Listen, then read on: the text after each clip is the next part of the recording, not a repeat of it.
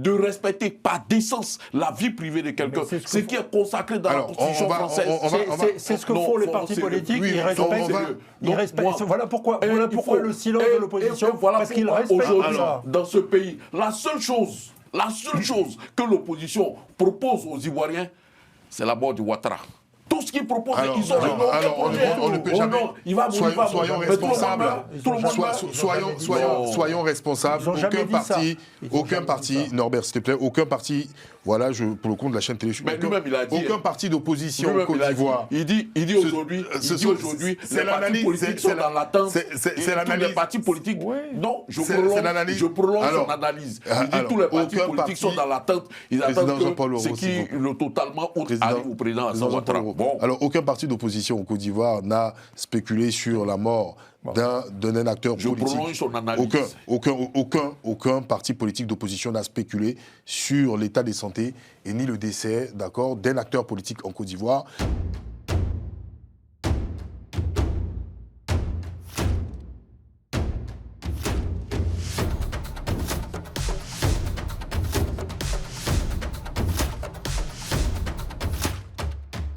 Mesdames et messieurs, bonsoir, bienvenue sur une nouvelle édition de la bande à Carlyle. Encore content d'être avec vous, avec mes amis. Jean-Yves Doué, comment vas-tu? Écoute, ça va. Hein. Vendredi, semaine un peu compliquée. On essaie tout de même de respecter nos téléspectateurs et puis être présent, quoi, je veux dire. En tout cas, très bien endimanché, j'adore bien le style. Et également, Norbert, bonjour. Je prends conseil maintenant chez Norbert. Avec la fameuse cravate. Qui prend cravate chez Maître Kekou. Bonjour à tout le monde. Bonjour Norbert. Et notre très cher président Jean-Paul Gros, bonjour. Bonjour, en tout cas, c'est un plaisir d'être là. Et comme nous disait Jean-Yves, c'est le vendredi, on n'a qu'à faire chap-chap. Chap-chap. Sans pression, comme il a indiqué le président. Et voilà, donc on va attaquer le premier sujet. Le premier sujet, nous savons que nous avions une crise persistante de distribution, de fourniture d'énergie en ce qui concerne les habitants de la Côte d'Ivoire, principalement à Abidjan. Cette semaine, le porte-parole du gouvernement, M. Amadou Koulibaly, a indiqué avoir une solution d'un plan d'urgence pour solutionner ces coupures intempestives. Un plan à hauteur de 32 milliards de francs CFA. C'est l'annonce qui a été faite par le porte-parole du gouvernement. Monsieur, je vais commencer par le président Jean-Paul Leroux. Est-ce une bonne nouvelle, après ces différentes coupures intempestives, de trouver ainsi un tel plan? Parce qu'auparavant, il y avait déjà des plans qui avaient été annoncés, mais malgré cela, les coupures persistent. Pour vous, c'est une... Oui, le gouvernement vient d'annoncer encore un nouveau plan d'urgence présidentielle. On sait qu'il y a eu beaucoup de plans avec le président Alassane Ouattara, social, tout ça. Aujourd'hui, on a un plan d'urgence présidentielle pour l'électricité. On a annoncé 32 milliards. Entre-temps, on avait entendu le directeur général de Côte d'Ivoire Énergie qui parlait de 700 milliards pour régler toutes ces questions de la vétusté des infrastructures qui servaient au transport et à la distribution de l'électricité. Bon, 32 milliards sur 700 milliards, je ne sais pas s'il faut vraiment 700 milliards pour régler tout. Les 32 milliards, je me dis que c'est peanut à côté des 700 milliards, mais maintenant, on verra dans quelle proportion ces 32 milliards pourront être un élément pour apporter une esquisse de solution dans cette situation qui véritablement pose de vrais problèmes de vie quotidienne de nos populations et surtout aussi de nos entreprises. Parce que c'est des surcoûts d'investissement, des entreprises sont obligées d'avoir ce qu'on appelle des groupes électrogènes, qui très souvent marchent aussi au diesel ou à l'essence. Et ça coûte pépette vu le niveau du prix du carburant, du pétrole qui a été flambé sur les marchés internationaux.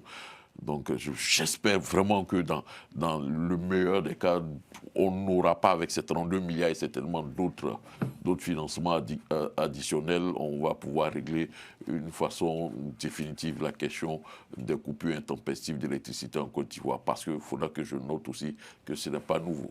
D'accord.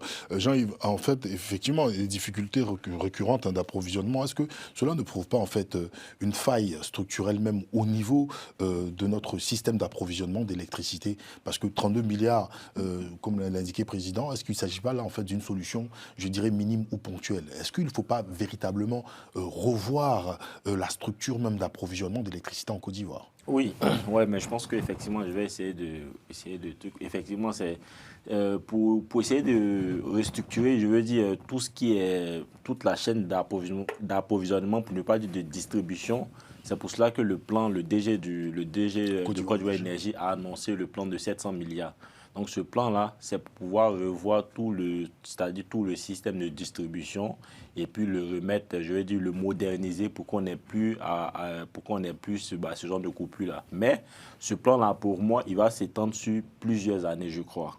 Et donc le plan de 32 milliards, le plan d'urgence de 32 milliards qui a été annoncé, c'est un plan d'urgence qui va régler la question, mais temporairement, en attendant que le grand plan, je veux dire, prenne le relais.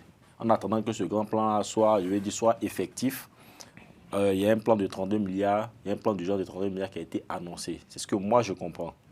Parce que je discutais de ça même, je crois, avec le président. Moi, je me demandais le plan de 32 milliards, effectivement, la saison, parce qu'on dit que ce sont des saisons de forte chaleur, c'est en ces périodes-là que on a ces coupures intempestives là. Donc, vu que la période de forte chaleur se termine bientôt, et donc, lorsque le ministre Amadou Coulibaly a annoncé le plan, il a dit que ça va se mettre en place d'ici quelques semaines.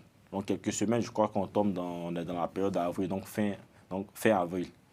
Pour ne pas dire, bon, on ne sait jamais, quelques semaines, ça peut être aussi des mois, mais bon, il a dit quelques semaines. Donc, on espère que ça sera jusqu'à fin avril. Donc, si c'est jusqu'à fin avril que ce plan se met en place, en ce moment-là, on sera sorti, je veux dire, de cette période, cette grande période de sèche-là, pour arriver maintenant dans la période des pluies. Je crois que en ce moment, il y a beaucoup de pluie. Donc, on espère qu'avec cette période-là, peut-être le problème va se régler de lui-même, naturellement.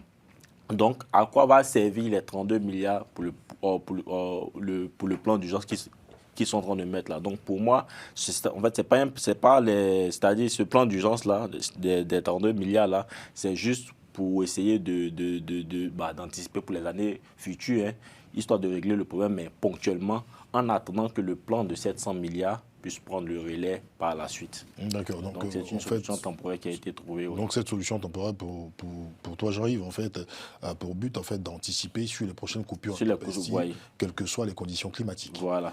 Ok, bon, d'accord, je vais demander à Norbert dans ce cas-là, parce qu'effectivement, il parle, Jean-Yves, d'anticipation.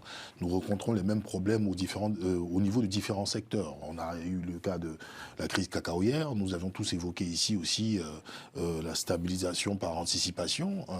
Là encore, on nous parle d'un plan d'urgence. Mais ça, je le dis en comptant sur la bonne foi de nos gouvernants. Absolument. Je le dis, on espère que ce qu'ils nous disent, voilà, on va prendre ça pour argent comptant.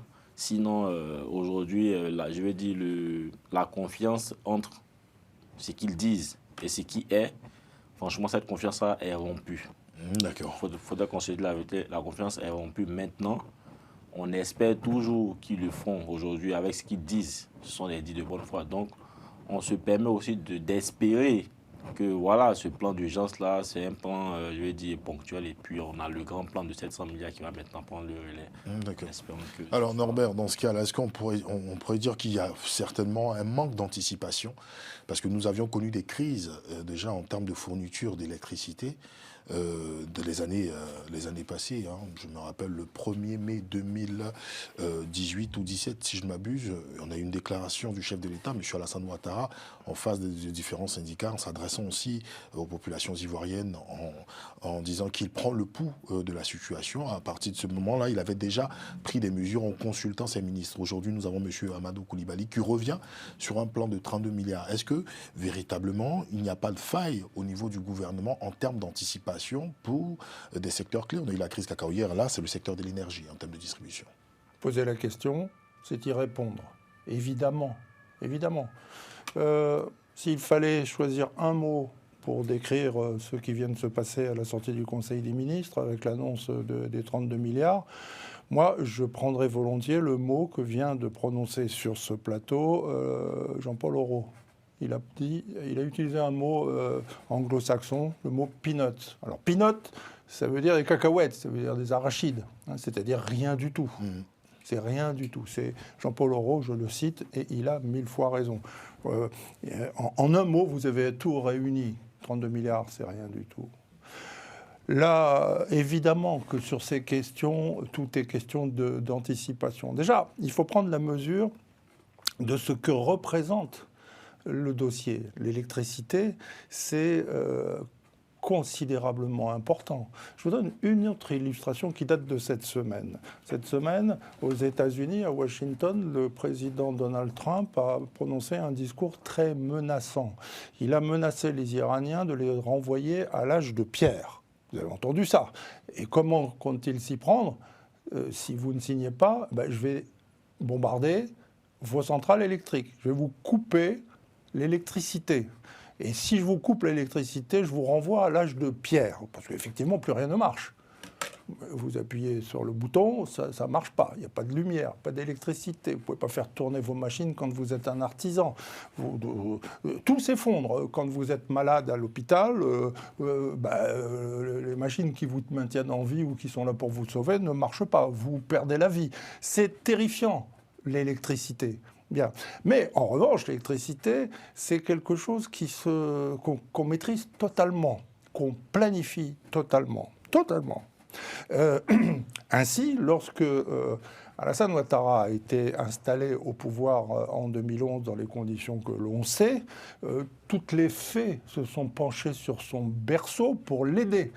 Le FMI, la Banque mondiale, l'Union européenne, l'Agence française de développement, que sais-je encore, les Chinois, enfin bref, toute la planète était là pour l'aider. Et la première chose, ou l'une des toutes premières choses qui a été entreprise, ça a été effectivement de se pencher sur cette question de l'énergie. C'est indispensable. Sans énergie, pas de développement, pas d'accès à la modernité. On revient, comme dit Donald Trump cette semaine, à l'âge de pierre. Bon. Et donc, en 2012, une planification a été faite. Planification pour la production, sur des choses qui sont assez barbantes. Moi, je me souviens, quand j'étais chef du service économique de RFI, j'allais plus aux conférences de presse d'EDF parce que c'est toujours la même chose. C'est-à-dire qu'on sait comment ça marche. On a des données incontestables. On a la géographie, c'est incontestable. On a la démographie, c'est incontestable. On peut planifier la production en fonction de l'évolution de la croissance démographique à venir. Et on place un réseau de distribution, c'est-à-dire des fils électriques qui vont de la centrale électrique à votre interrupteur.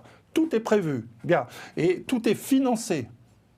Et c'était il y a 14 ans, en 2012, qu'il y a eu cette réunion en Côte d'Ivoire. 14 ans après, ça ne marche pas. Donc il faut savoir pourquoi. Peut-être que c'est un problème d'argent. Dans ce cas, moi j'invite les confrères à Abidjan à enquêter où est passé l'argent. Comment se fait-il que les réseaux ne fonctionnent pas ?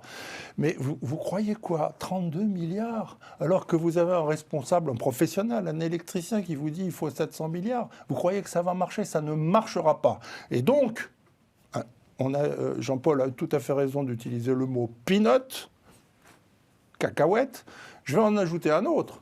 Quand on entend le porte-parole du gouvernement à la sortie du Conseil des ministres annoncer 32 milliards, je vais ajouter le mot « com », C-O-M apostrophe. C'est un mot méprisant et péjoratif en français qui veut dire communication politique.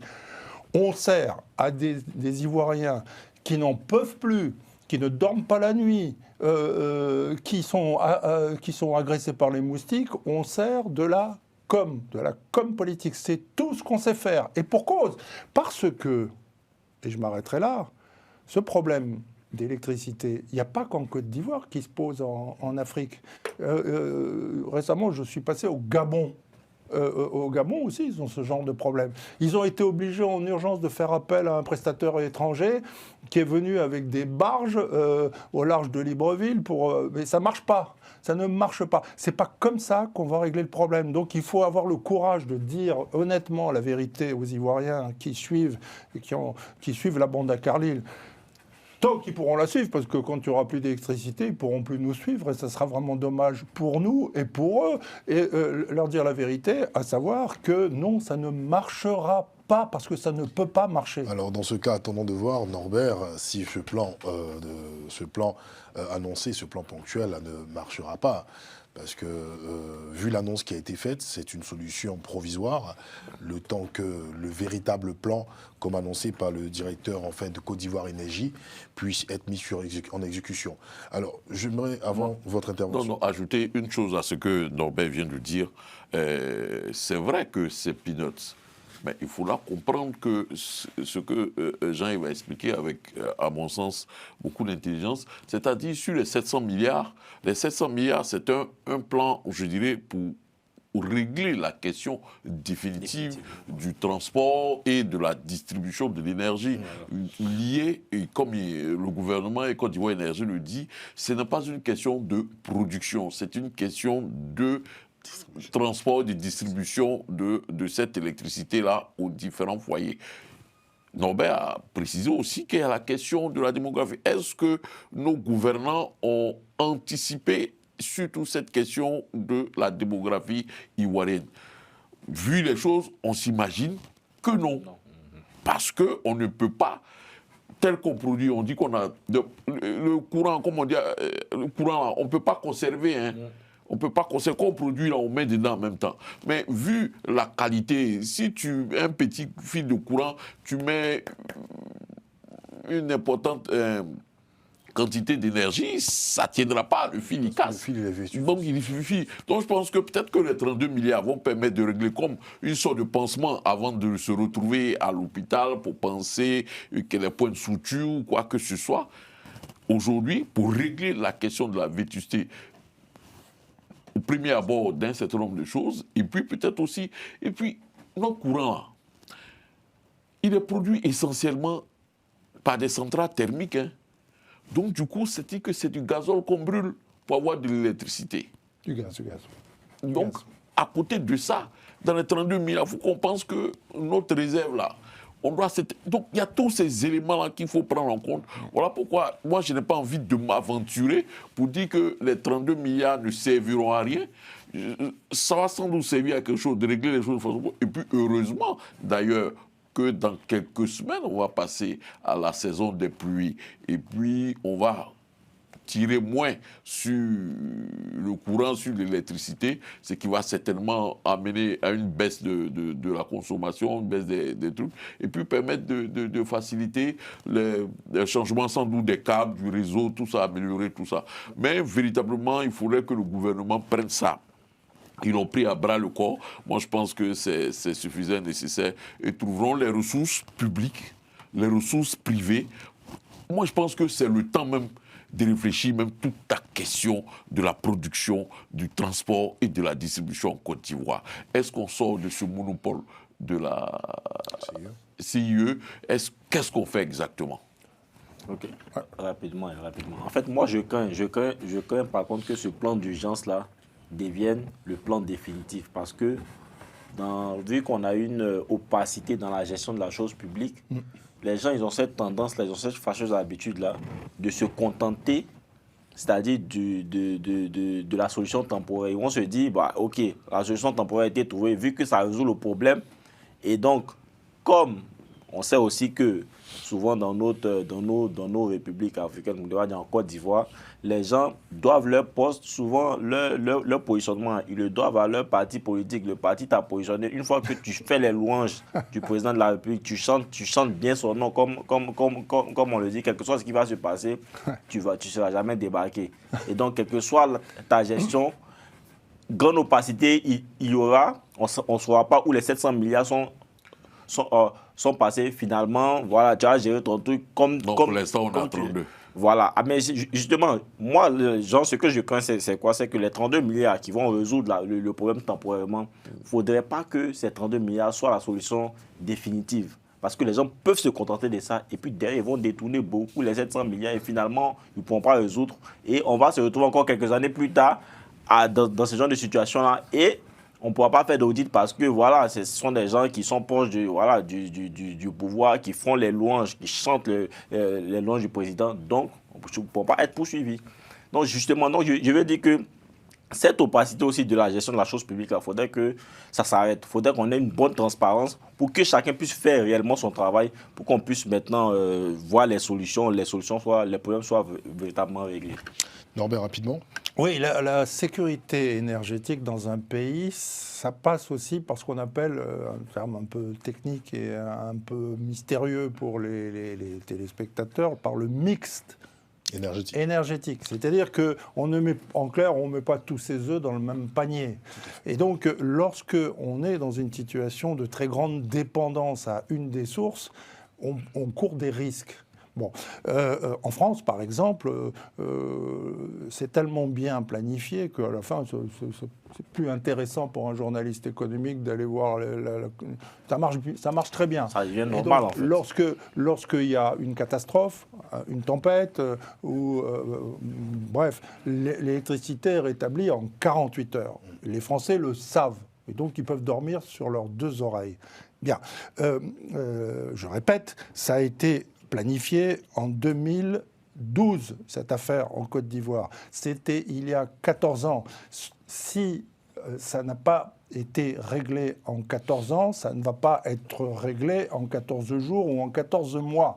Et donc, les coupures d'électricité, elles vont continuer. C'est une certitude mathématique. J'ajoute une chose, c'est que le mix énergétique, il est provoqué justement par un modèle économique qui a consisté, et ça c'est incontestable, et je ne dis pas que Alassane Ouattara n'a pas voulu bien faire, mais il y croit, lui, a consisté à développer l'agglomération d'Abidjan, c'est-à-dire de tourner le dos à la décentralisation. Mais aujourd'hui, 70% de l'électricité consommée en Côte d'Ivoire est consommée dans l'agglomération d'Abidjan. C'est dangereux, ok ? Et la production, c'est 75% thermique, avec du gaz, et 25% hydraulique. Évidemment qu'en saison sèche, l'hydraulique s'effondre et que tout revient sur le thermique. Et le réseau électrique ne peut plus distribuer ce genre de choses. Et on dit, on va à la télévision dire aux Ivoiriens, vous consommez trop. Mais de qui se moque-t-on ? Si vous voulez, on ne peut pas. C'est depuis 2012. Le problème de la production a été réglé. Ils n'ont jamais. C'est ce que je suis en train de dire. Donc, si on se tourne, si on concentre tous les œufs dans le même panier à Abidjan, on prend des risques énormes et ça nous explose à la figure. La décentralisation, c'est non seulement un facteur de sécurité, mais de progrès et de croissance économique. Alors, juste pour information, en fait, en ce qui concerne le mix énergétique en Côte d'Ivoire, aujourd'hui, on pourrait dire que c'est une réalité parce qu'en Côte d'Ivoire, vous avez les barrages hydroélectriques dans un premier temps, en fait, d'accord, qui contribuent bien évidemment à ce mix. Et effectivement, des centrales solaires aussi au niveau de Boundiali ont été mises en place il y a de cela quelques années.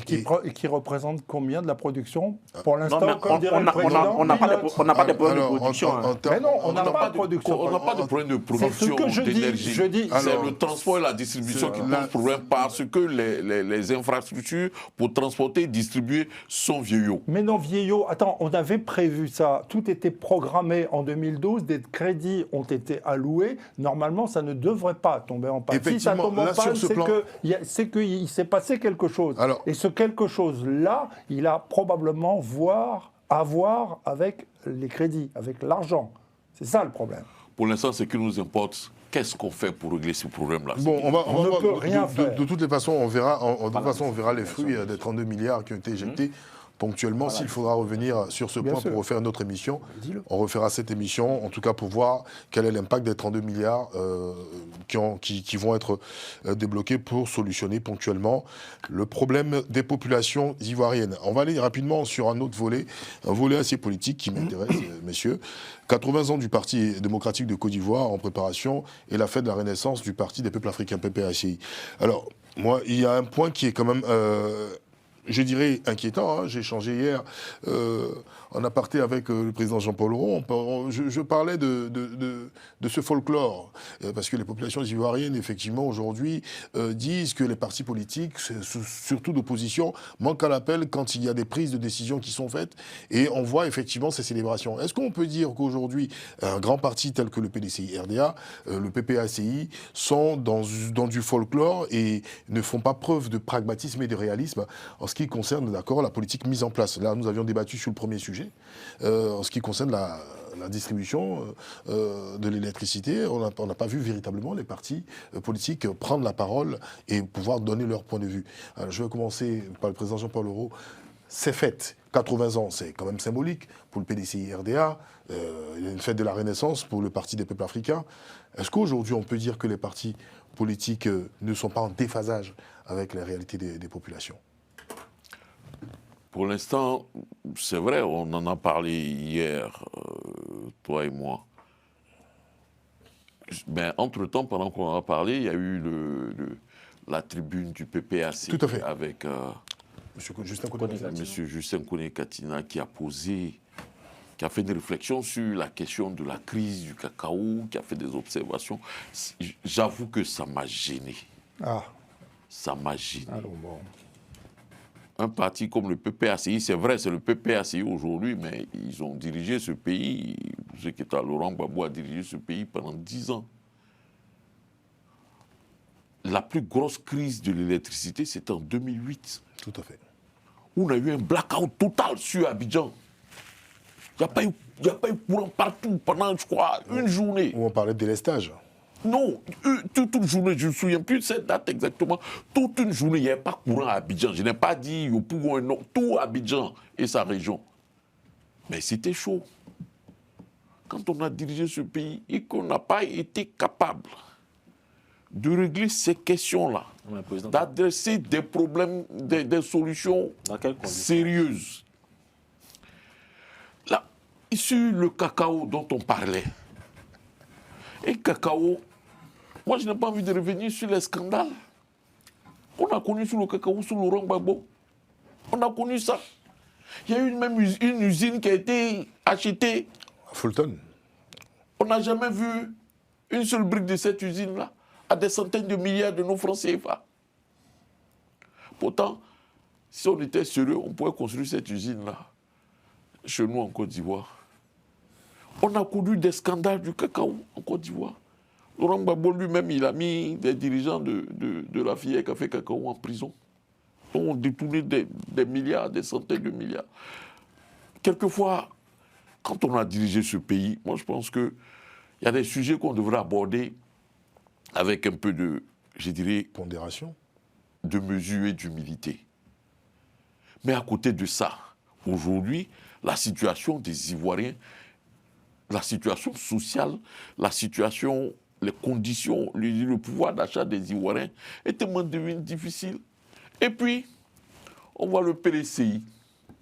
Ça va fêter leurs 80 ans d'existence avec un président qui est à distance. Le PPACI, qui va aller s'asseoir bientôt à la fête de la Renaissance, certainement célébrer Laurent Gbagbo. Vous savez, pendant ce temps, les problèmes des Ivoiriens, on semble ne pas les préoccuper. Et puis le jour où des élections vont arriver, présidentielles vont arriver, ils vont se surprendre de dire que, de comprendre ou de constater que les Ivoiriens ne sont pas d'accord avec eux ou ne vont pas les suivre dans les différents trucs. Non, je disais ça chaque fois sur ce plateau ici. Il dit 2030 là. Le RHDP est en train de se préparer, a déjà choisi son candidat. Ils sont en train de le préparer, ils sont en train de lui donner les moyens financiers, les moyens de l'administration, ils sont en train de lui donner les moyens de l'armée pour pouvoir être présent dans le cœur des Ivoiriens le jour des élections, vont le voter. Qu'est-ce que l'opposition fait? L'opposition, ça a fêté le PDCI, ça a fêté 80 ans, et le PPACI va se retrouver pour faire fête de la Renaissance, célébrer encore une fois Laurent Gbagbo. Bon, moi, ça me... Bon, voilà quoi. D'accord, donc pour vous, en fait, c'est du folklore. Inutile. Inutile, d'accord. D'accord, président. Bon, c'est l'ensemble qui... Bon, en réalité, ils ont les moyens de faire tout ça, bon. Ils peuvent organiser, Jean-Yves, comme on dit. ça sera Norbert. Non, j'arrive. C'est dynamique, Jean-Yves, pour toi, traduise pour toi une réelle refondation politique, anniversaire 80 ans du déjà, PDCI. je viens. En fait, moi, je pense que le président a dit une chose et son contraire. C'est-à-dire que quand le président a demandé, par exemple, à l'opposition de se préoccuper donc, des véritables problèmes des Ivoiriens, et puis encore, derrière, le président demande aussi à ce que cette opposition aborde les problèmes avec une certaine humilité. Moi, je ne suis pas d'accord. Lorsqu'on est dans l'opposition, là, même si on a eu à diriger par le passé et qu'on n'est plus aux affaires, on doit aborder les problèmes comme on les voit. faudrait pas qu'on aille avec le dos de la cuillère pour essayer d'arrondir les choses parce qu'on a eu à gérer. Même si on a eu à gérer, c'était dans le passé. On ne va pas reproduire les erreurs du passé. On a géré dans le passé, d'accord. Ce n'est pas pour autant qu'on ne peut pas critiquer, mais durement, ce qui se passe aujourd'hui. Et moi, c'est ce que moi je reproche. Et moi, c'est ce que moi je reproche à cette opposition-là. C'est que cette opposition-là, et moi je pense que c'est ce qu'elle fait, hein, parce qu'on voit par exemple le cas du remblayage, le PDC avait dit qu'ils allaient en parler, finalement ils n'en ont pas fait. Ils ne l'ont pas fait. Le PPACI, je ne l'ai pas entendu. Et puis, il y a eu ensuite la crise du café cacao. Ils en ont parlé, mais rapidement. Non, ce sont des sujets qu'il faut, mais il faut aborder le sujet et il faut taper là-dessus. C'est-à-dire, on prend le problème, on l'envoie au Parlement. Le groupe parlementaire PDCI en parle. Les groupes parlementaires, les autres groupes parlementaires, ils essaient de faire une sorte de coalition pour essayer d'en parler, mais pousser le bouchon, mais très loin. Ensuite, le problème de l'électricité, il faudrait entendre les responsables pour savoir qu'est-ce qui se passe. Voilà. Donc, ce sont des actions que l'opposition devrait même s'en saisir pour essayer de mieux comprendre. Est-ce que l'opposition s'en saisit, Jean? Justement. Et moi, c'est ce qui me gêne. Effectivement. Donc, je suis d'accord sur le point où il y a, par exemple, les 80 ans du PDCI, ils sont libres de fêter ce qu'ils veulent, comme ils le veulent. Ça, c'est le PDCI qui voit. Mais je pense qu'il y a des problèmes plus sérieux dans ce pays-là qu'on devrait aborder, sur lesquels on devrait mettre l'accent pour essayer d'attirer l'attention de nos dirigeants. Et c'est en ce moment-là que les populations aussi prêteront l'oreille à ce que vous allez leur dire après cela. Mais si vous ne le faites pas, si vous passez votre temps, pas passer votre temps, mais si vous entrez préparer votre fête, pendant ce temps, les Ivoiriens dorment dans l'obscurité. Il y en a qui leur cacao devait être payé à 2800, il sera payé à 1200. Donc, il y a trop de problèmes aujourd'hui. Abordez ces problèmes, à taper dessus et mettez l'accent là-dessus au lieu de mettre l'accent sur des fêtes qui, pour moi, franchement, voilà, on pourrait juste parler de ça, mais rapidement, quoi. Mais sinon, ne pas passer tout le temps à s'acquitter là-dessus. Donc, c'est pour cela que moi, je dis, même si on a eu à gérer ce pays-là, on doit pouvoir aborder les problèmes comme on les voit, comme on l'entend, comme l'Ivoirien lambda qui vit le problème au quotidien. Tu as géré ce pays-là? Non, j'ai dit... Non, quand j'ai dit on, c'est pas, je ne parle pas de moi. Je ne parle pas de moi. Il était trop jeune à l'époque. C'est un article de toute façon indéfini. Président, il ne faut pas me mettre dans la chose comme ça. Et qui n'est pas forcément inclusif. Alors, l'opposition ivoirienne, Norbert, parvient-elle juste quand même des remarques. Mais il faut que je pose des questions. Non, il faut que je pose ma question. Ensuite, voilà. Est-ce qu'aujourd'hui, l'opposition ivoirienne, elle parvient à incarner, d'accord, une alternative crédible aux attentes des populations? Parce qu'on a l'impression qu'elles sont déconnectées, qu'ils sont déconnectés, ces partis-là, à faire des célébrations. Est-ce que pour toi aujourd'hui, Norbert, regardant le jeu politique, l'opposition que tu vois, elle parvient à représenter une alternative crédible aux besoins, aux attentes des populations ivoiriennes?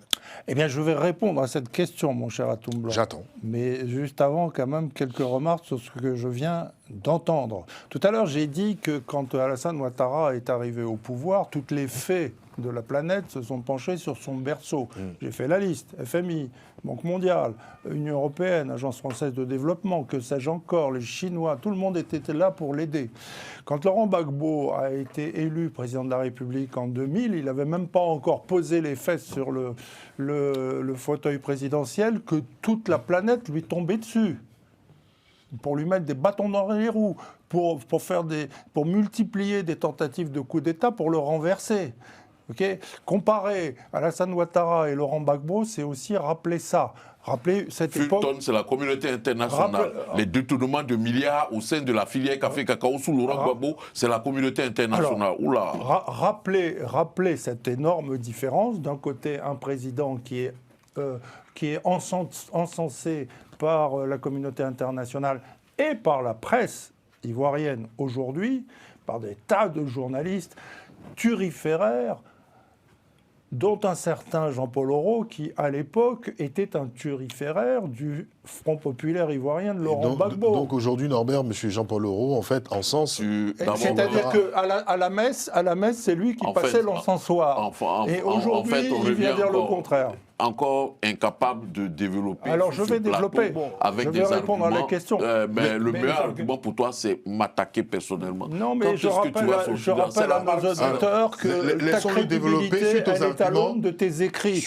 Il y en a plein d'autres comme ça en Côte d'Ivoire. Mais Norbert, suite aux arguments de Fulton et de ce qui s'est passé au sein de la filière café-cacao, qu'est-ce que tu en penses ?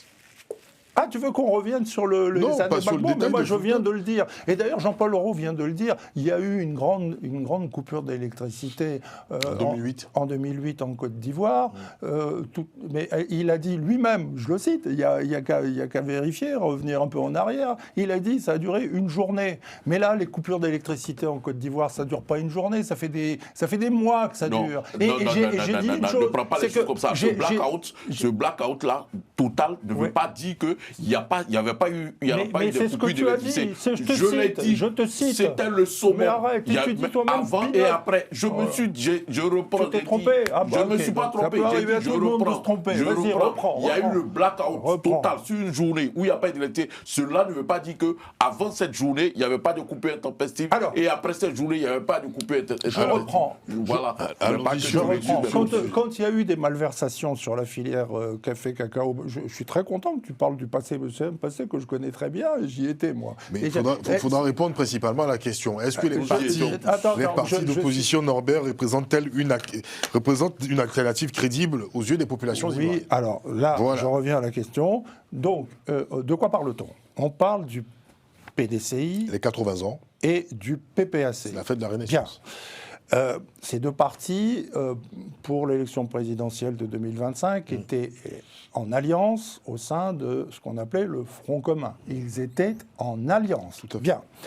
Alors commençons par, à tout seigneur, tout honneur, commençons par le PDCI. De quoi s'agit-il, le PDCI? Ça n'est jamais que, excusez du peu, le deuxième plus vieux parti politique africain. Le deuxième, 80 ans. Après l'ANC. Oui, l'ANC est né en 1912 à Bloemfontein. Première fois qu'il y a un parti politique sur le continent africain. Et puis le deuxième, c'est donc 1946, dans une brasserie, clandestinement, du temps de l'Empire colonial, sur le VGE à Abidjan. Et l'entrée de Félix Houphouët-Boigny dans l'histoire du continent, c'est pas rien. On parle du Grand Hall Party. Le VGE n'existait pas encore. Bien sûr, absolument. À l'époque, ça ne s'appelait pas comme ça, mais la brasserie, elle était là, on peut aller la visiter. Les rares touristes qui vont en Côte d'Ivoire, parce que c'est pas simple d'aller passer les vacances en Côte d'Ivoire, peuvent aller visiter cet endroit. Il y a la table où tout s'est noué.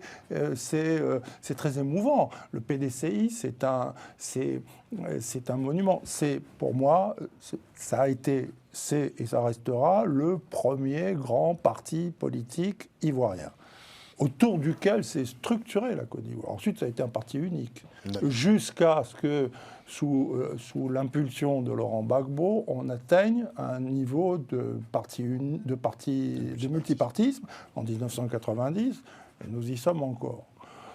Accessoirement, le RDR, le parti de Ginny Kobena et d'Alassane Ouattara... Au-delà du volet historique, Norbert, je veux une réponse concrète. Quelle alternative tu vas l'avoir. Attends, une seconde. Donc, j'aime bien l'histoire. Moi, personnellement, je suis passionné d'histoire. Mais je veux, Norbert, que tu me donnes des... J'ai commencé par ça. J'ai parlé du Front commun. Parce que j'ai commencé par parler du Front commun. Ensuite, j'ai parlé du PDCI, rappeler son rôle historique. Et maintenant, je vais parler du PPACI. Le PPACI, c'est le parti de Laurent Gbagbo. C'est un parti qui a décidé de s'allier au PDCI. On le sait. Okay, il aurait pu ne pas. Et puisque des confidences ont été faites sur des plateaux disant que j'avais largement contribué, oui, je dois l'avouer, j'ai vécu ça. Un jour, je le raconterai, parce que c'est pour l'histoire. Ces deux partis-là ont décidé de s'allier. Mais pourquoi ont-ils décidé de s'allier? Pour deux raisons. La première, c'est que le PDCI plus le PPACI, ça représente une majorité sociologique en Côte d'Ivoire, c'est une certitude. C'est une certitude économique, politique. Je rappelle que aux élections de 2025, le parti qui se prétend RHDP, qui n'a rien d'autre en réalité que le RDR d'Alassane Ouattara, a été boudé. Dans le sud du pays, les taux de participation officielle sont très faibles. Les Ivoiriens sont en majorité dans cette structure. Il y a des célébrations, Oui. c'est-à-dire les 80 ans du PDCI. Merci pour les éléments historiques qui seront très utiles pour nos téléspectateurs et téléspectatrices. Et vous avez également évoqué, Norbert, le PPACI, mais aujourd'hui, nous sommes... Cet ensemble-là représente la seule alternative crédible politique en Côte d'Ivoire. Dans une démocratie... Quelles sont les propositions en termes d'alternatives? Parce qu'il y a une politique du RHDP qui est quand même menée là actuellement. Dans un système au multipartisme, la démocratie respire avec l'alternance. L'alternance, c'est-à-dire que l'opposition un jour arrive au pouvoir. C'est ça. Oui, mais les alternatives, en termes de propositions, parce qu'on évoque des sujets, c'est vrai qu'on évoque des sujets, vos réponses les uns les autres sont assez pertinentes, mais on n'entend pas, et merci au président Jean-Paul Aureau d'avoir mentionné effectivement cette conférence de presse qui a eu lieu hier, en fait, où M. Okone-Katinan Justin a eu à, effectivement, faire le point de l'actualité. Il a fait son travail, oui, comme mais je vais dire, au-delà de cet élément que moi j'apprécie, cet exercice, quelles sont les propositions aujourd'hui du PPACI ou du PDCI-RDA en dehors, d'accord, des séquelles et des conséquences dues aux différentes péripéties électorales? Quelles sont leurs propositions? On n'entend quasiment personne et on n'a pas de proposition faite. Je bois tes paroles, on ne les entend pas, on ne les entend pas. Tout simplement parce qu'il y a un éléphant dans la pièce, comme on dit en Côte d'Ivoire. Qui est cet éléphant? Non, qu'est-ce que cet éléphant? Qu'est-ce que la chose dont on ne parle pas, dont on n'ose même pas parler? Il n'y a que moi sur ce plateau qui aborde le sujet. Ces partis-là respectent une chose en attendant que le temps passe et produise ses effets sur la vie politique actuelle en Côte d'Ivoire, y compris à Paris d'ailleurs. C'est exactement la même chose. J'ai pas trop compris. Eh ben, je fais référence clairement, comme je l'ai fait plusieurs fois sur ce plateau et on m'en a fait reproche, à l'état de santé du président de la République. Mais attendez, le pays est en suspens. Pays est en suspens. Mais c'est pas parce que le pays est en suspens que les partis politiques, vous imaginez comme si vous expliquiez que au moment où Mitterrand, je parle de la France, était malade, était souffrant, les partis, le RPR et les autres partis d'opposition attendaient que Mitterrand décède. Ah oui, je suis d'accord, mais je regrette, mais je suis le premier à le déplorer. Donc il ne critiquait pas en fait la politique mise en place par le Parti socialiste. Pas du tout. Il y a, à l'instant, Jean-Paul Aureau a dit qu'il avait été choqué par la tribune de Justin Koné-Katinan parce qu'il avait osé faire son travail d'opposant, qu'il avait été gêné. Donc c'est bien la preuve que les partis font leur boulot. Ah oui, non, mais là, effectivement... J'aimerais ajouter, s'il te plaît. Rapidement. En fait, Norbert. Oui, Jean-Paul. Pour éclairer ta lanterne. Ah, merci. Heureusement que tu es là. De vieux journalistes. Oui, vieux ennemi. On va aller tout doucement. Je suis Jean-Paul Aureau. Oh là là. Ça fait 30 ans que j'écris. Ancien turiféraire du FPI. Je sais que, dans la presse ivoirienne. Parce que tu ne m'as pas lu. Je n'ai jamais été un turiféraire du FPI. Mais si, bien sûr. Interroge-toi très bien. Deuxièmement, monsieur, militer. Je vais finir. Il faut que je me présente à ce monsieur pour qu'il comprenne. Militer pour une cause ne veut pas dire qu'on milite ou qu'on est un militant d'un parti politique. J'ai milité pour la cause libérer Laurent Gbagbo de 2011 jusqu'à sa libération parce que j'étais profondément convaincu et je le suis encore que sa place n'était pas dans les prisons de la CPI parce que pour moi, et je le pense encore, les vrais criminels de guerre dans ce pays sont entrés plastronnés à Abidjan. Voilà pourquoi Lesquels? Vas-y, tu as des noms? Tu as des noms? Bon, alors... Non, ça, c'est pas non, laisse-moi finir, s'il te plaît. Oui, parce qu'il faudra qu'on avance, messieurs. S'il te plaît. Donc, j'ai milité pour une cause, la libération de Laurent Gbagbo. C'est ce qu'on appelle une cause. Cela ne veut pas dire qu'on est militant d'un parti politique. Pour revenir sur les questions abordées par soit du front commun du ceci, là. Norbert encore veut noyer le poisson. Pour revenir sur cette chose, vous voyez, en Côte d'Ivoire, voilà ce qui s'est passé qui est très dangereux. Norbert ici, il se fait je dirais, l'almoravide ou bien le défenseur des questions de clarté sur la santé du président Alassane Ouattara. Toi-même, tu l'as reconnu ici sur ce plateau. Pendant tout le règne de François Mitterrand, pendant 14 ans, toutes les rédactions sérieuses de France connaissaient sa fille Mazarine. Toutes les rédactions sérieuses de France connaissaient son état de santé. Personne n'en a parlé jusqu'à sa mort. C'est une erreur.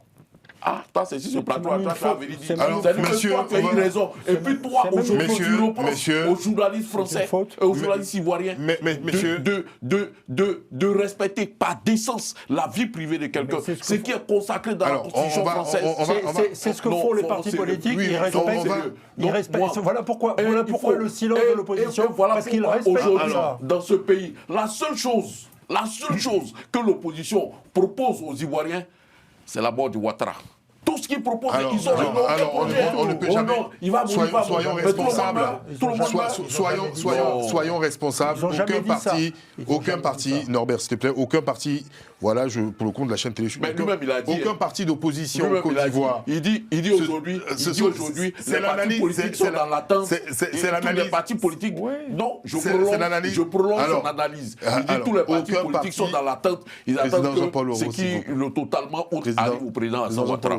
Alors, aucun parti d'opposition au Côte d'Ivoire n'a spéculé sur la mort d'un acteur politique. Son analyse. Aucun parti politique d'opposition n'a spéculé sur l'état de santé et ni le décès, d'un acteur politique en Côte d'Ivoire.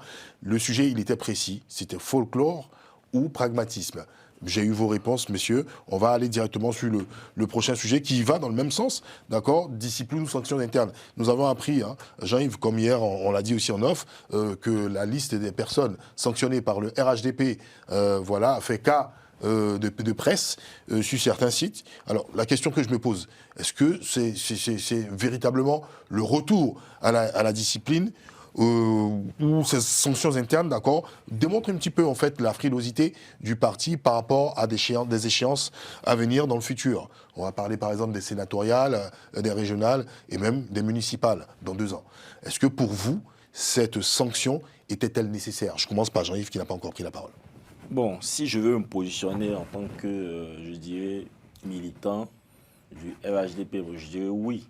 Parce qu'en fait, je pense que tu l'as même dit, nous sommes à 2 ans des prochaines élections. Voilà, donc effectivement, je pense que ces dissensions ont coûté quelques sièges au parti au pouvoir, donc il ne veut plus reproduire. Je veux dire, cette erreur-là, du coup, je pense que pendant ces 2 années, ils se disent qu'ils ont encore 2 années pour pouvoir faire entrer toutes les personnes qui sont sorties des rangs.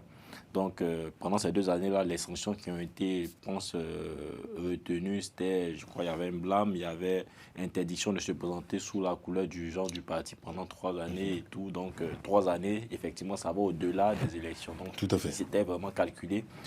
Ils vont aller à ces élections-là et observer ces différentes personnes qui ont été sanctionnées-là, histoire de voir quelle sera la démarche que ces personnes-là vont prendre. Si ces personnes-là s'obstinent à vouloir aller encore en indépendant, je pense qu'il y aura des sanctions peut-être définitives qui pourront peut-être finalement exclure ces personnes du parti et tout. Maintenant, si je me positionne en tant qu'un acteur, c'est-à-dire un observateur de la vie politique, moi je dirais que c'est un simulacre de sanctions. Parce que je dis simulacre, pourquoi? Parce que, regardez, le président Ouattara lui-même, il a dit lors d'un de ses discours qu'il fallait sanctionner les personnes qui se présentaient et les mains noires qui étaient derrière. Il savait de qui il parlait. Je pense par exemple à... c'était le candidat... il y avait un candidat PDCI. Il y avait un PDCI qui a finalement allé au RHDP, mais il n'a pas eu une carte de RHDP. Du coup, il fait partie, je crois, de ces 2 députés-là qui ont demandé à ce que leur nom soit retiré parce qu'ils n'étaient pas militants du RHDP. Mais dans l'une des localités que dont je viens de parler là, le candidat du RHDP a accusé le ministre Amédée Kouakou à Saoré et puis la maire de sa localité d'être, c'est-à-dire d'avoir occasionné, pour ne pas dire participer à sa défaite. Tu vois? Et donc derrière, je veux dire, au-delà des personnes, des élus qui ont été sanctionnés, et je crois qu'il y avait 2 anciens ministres, Nabo Clément et puis Sidiki Konaté Aman. Mais à part cela, on n'a pas de nouveaux ministres. C'est-à-dire ceux qui sont dans le gouvernement aujourd'hui, on n'a pas de nouveaux ministres qui ont été sanctionnés. Pourtant, on sait très bien que des noms circulent dans les différentes, je veux dire, dans les couloirs du parti, sur le fait que certains ministres sont derrière des candidatures indépendantes. Donc, est-ce que le parti au pouvoir voulait vraiment sanctionner et les mains noires et les candidats? Je ne pense pas. Je pense que c'est comme je l'ai dit, c'est un simulacre de sanctions pour essayer de faire rentrer, je veux dire, ces militants-là dans les rangs en attendant vraiment que, voilà, que les choses se passent. Donc, ils vont observer pour les élections prochaines et puis peut-être après, des décisions plus importantes seront prises. Mais je ne crois pas en ça. Moi, je pense qu'ils feront, voilà, ils ont juste fait semblant de vouloir sanctionner des gens, histoire de, voilà, de dire qu'ils appliquent ce qu'ils disent. Parce qu'ils avaient aussi annoncé ces sanctions-là. Donc, finalement, genre, ils les appliquent. Mais, si on veut regarder politiquement, techniquement, c'est un mauvais calcul. Ce n'est pas comme ça qu'il faut le faire. Mais aussi, il faut remarquer qu'il y a aussi cette opposition-là, aussi qui doit retenir, je veux dire, les leçons, parce que c'est le moment d'aller faire aussi son marché vers ces personnalités, ces élus qui ont été sanctionnés là, pour essayer de les ramener avec eux, histoire de rebondir. Quoi, Ok, Norbert, est-ce un signe de consolidation de l'autorité politique au sein du RHDP ou plutôt un malaise? Bah oui. Oui, c'est un malaise, mais pour être tout à fait équitable avec le RHDP, ce parti n'est pas le seul à connaître ce genre de problème. On en a parlé très longuement ici avec le PDCI, avec le PPACI également. C'est le petit théâtre de la vie politique. Vous voulez une info? Je ne sais pas si elle est sortie dans le domaine public, mais... au PPACI, Awadon Melo a écrit au parti dans la perspective du Congrès. Il a envoyé une lettre. D'accord. Voilà. C'est une exclusivité. Donc, absolument. Et donc, voilà, après avoir fait cavalier seul à l'élection présidentielle 2025, après avoir obtenu ses parrainages, alors que Laurent Gbagbo n'avait pas... Ça m'intéresser. Je vous réserve ça pour la prochaine édition. Il faut garder un petit peu de suspense. Donc, il craint quoi? Il craint d'être exclu du PPACI au Congrès, évidemment. Donc, vous voyez, il n'y a pas que le RHDP. Pour moi, je dis que c'est presque de la routine, tellement c'est désespérant. Parce que c'est vrai que dans un parti politique, la loyauté, ça compte. Si on est là pour les postes, c'est autre chose que si on est là pour les convictions. Bon, et si on croit à quelque chose, bien. Donc ces petits calculs, ces petits arrangements, c'est un peu désespérant. C'est ce qui écœure les lecteurs de la vie politique. Les jeunes s'en détournent de plus en plus, et on peut les comprendre, malheureusement. Merci Norbert, président Jean-Paul Aureau. Oh, pour moi... Consolidation de l'autorité politique ou plutôt malaise au sein de la famille du RHDP? Non, il n'y a pas de malaise.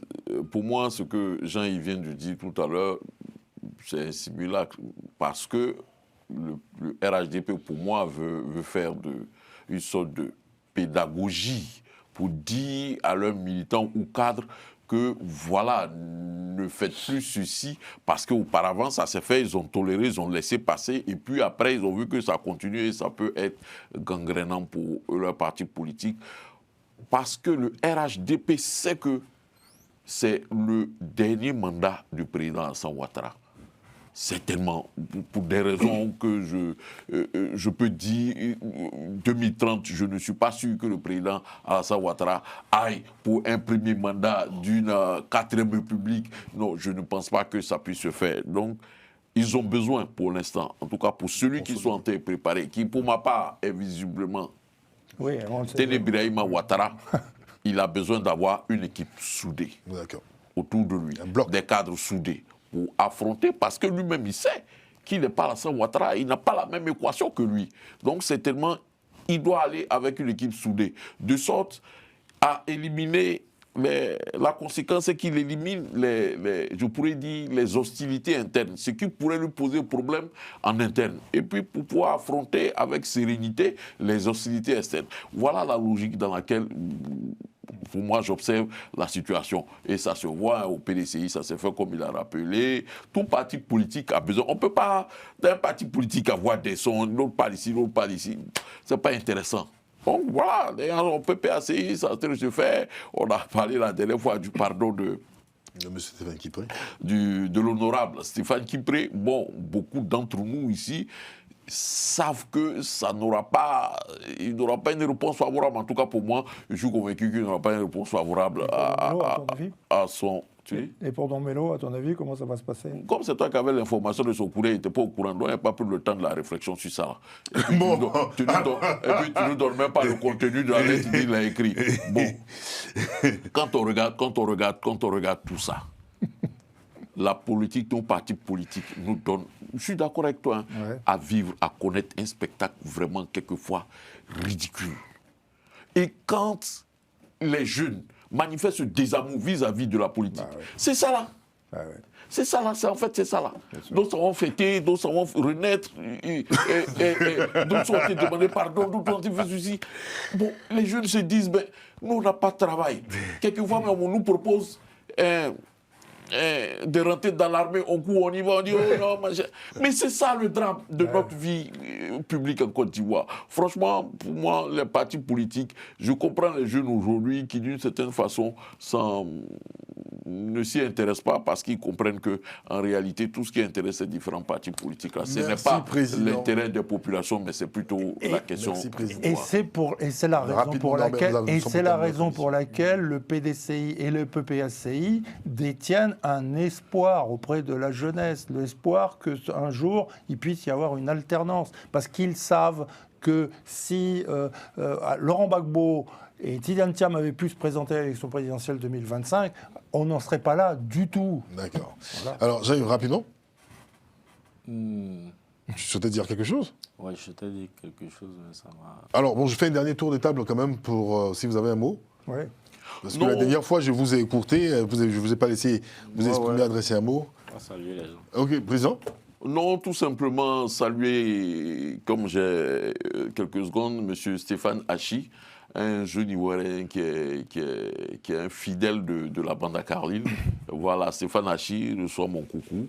Je l'ai rencontré dans un restaurant sénégalais. Il a dit beaucoup de bien de Jean Toublan. Ah, merci également. Mes salutations à M. Hachi. Alors Norbert, très cher Norbert. Oui, saluer une amie qui nous regarde très fidèlement dans le sud de la France, qui est actuellement en convalescence, je ne dis pas son nom, elle se reconnaîtra, qui m'a téléphoné cette semaine en me disant « Mais attends, j'ai pas compris, pourquoi tu as parlé de l'histoire du contrôleur dans le train l'autre jour, tu as vu un contrôleur et Jean-Paul Leroy t'a dit qu'un type habillé en contrôleur dans un train, c'était pas forcément un contrôleur. » Alors, c'est vrai, j'ai peut-être pas été très clair auprès des téléspectateurs, c'était simplement pour dire que Jean-Paul Leroy est un philosophe.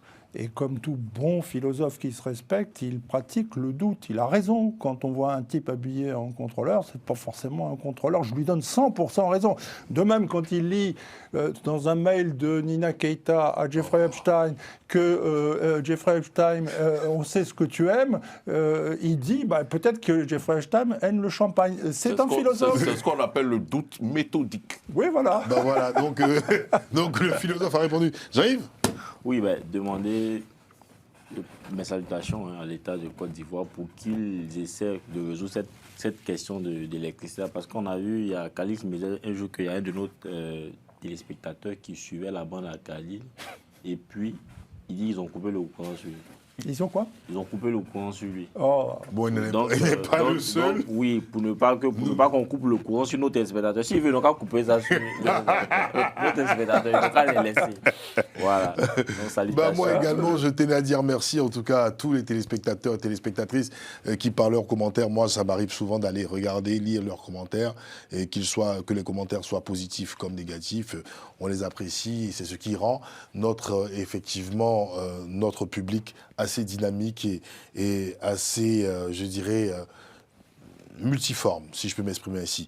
Sur ce, je vous souhaite... Et un petit coucou à Carlyle. Ah oui, ça, je tiens effectivement, Ah ouais. à notre très cher Khalil Bey, qui nous suit, Il nous suit, Khalil, voilà, qui est actuellement en déplacement et qui sera de retour. Depuis sa position. Voilà, très très bientôt. Et voilà, et aussi, mes salutations et mes remerciements à toute l'équipe technique qu'on ne voit pas forcément derrière. Sur ce, je vous souhaite une excellente fin de journée et de soirée.